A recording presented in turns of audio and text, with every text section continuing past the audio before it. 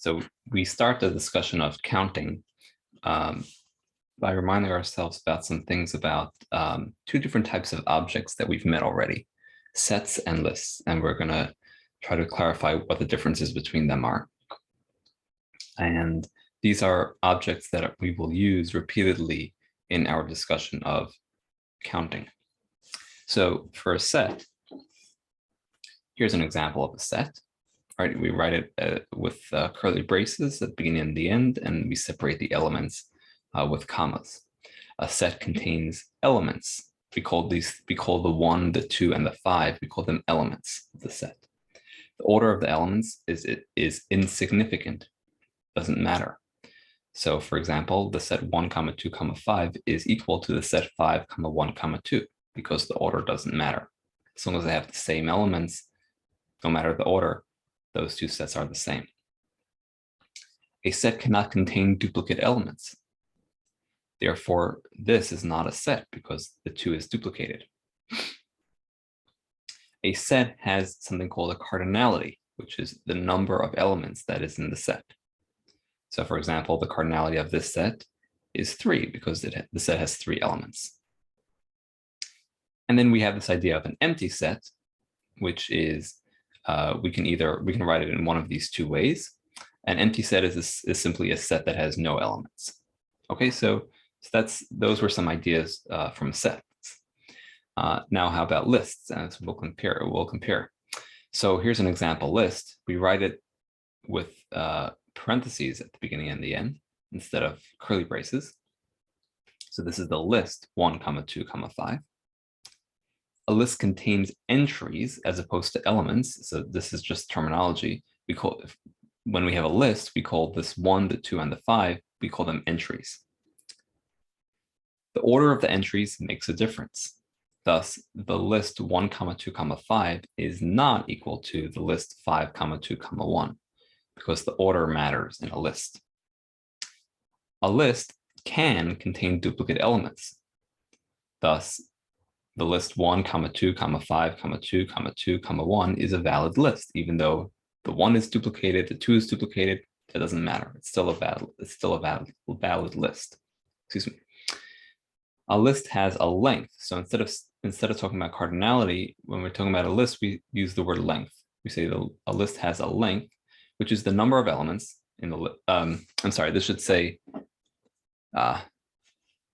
oh, this is a mistake. I need to fix this to say entries.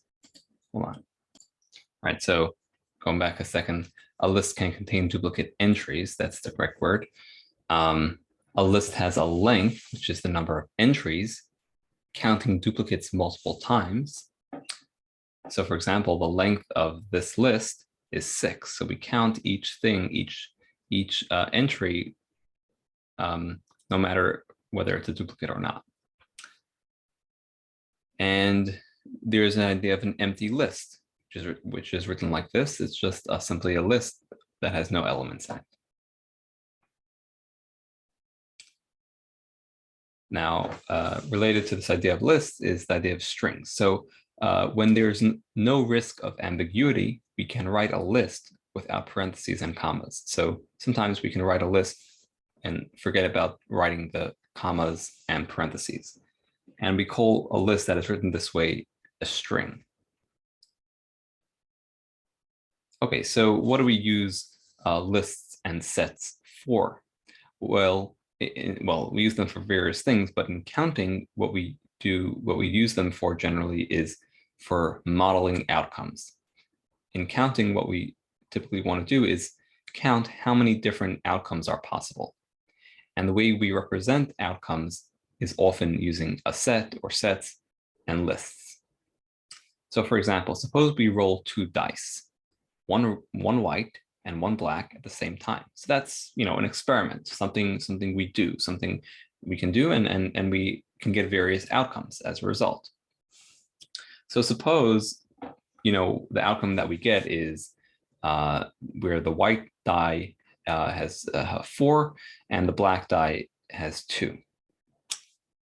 Okay, so how can we represent this? So we can represent this as the set like this. Why do we represent it as a set? because the order doesn't matter, because they were both rolled at the same time. So it's not like one came before the other. They both came at the same time. So there is no particular order among them. They're just both two things. They're both part of the outcome, but there's no order between them, among them. So we can represent it as this set. Now, suppose we roll a die 4 times. So this is a different example. Suppose we roll a die 4 times and we get these results in this order, right? So here we care about the order because we're not rolling 4 different die at the same time. We're rolling one die, one after once, and then twice, and then the third, and then the 4th time, right? So we're keeping track of the order. So this we can represent as a list, right? Because the order matters, right? This list, exactly the same order as the results we got, as the outcome we have.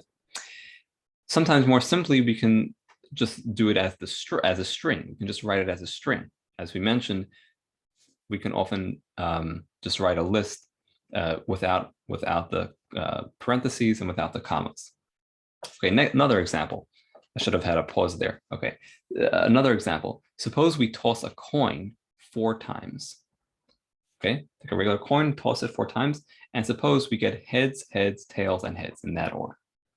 We can represent this as the list H, H, T, H. Okay, but again, here we care about the order, so we need to use a list. Or more simply, we can represent it as HHTH. So this would be a string. But again, it's just a simplified representation of a list.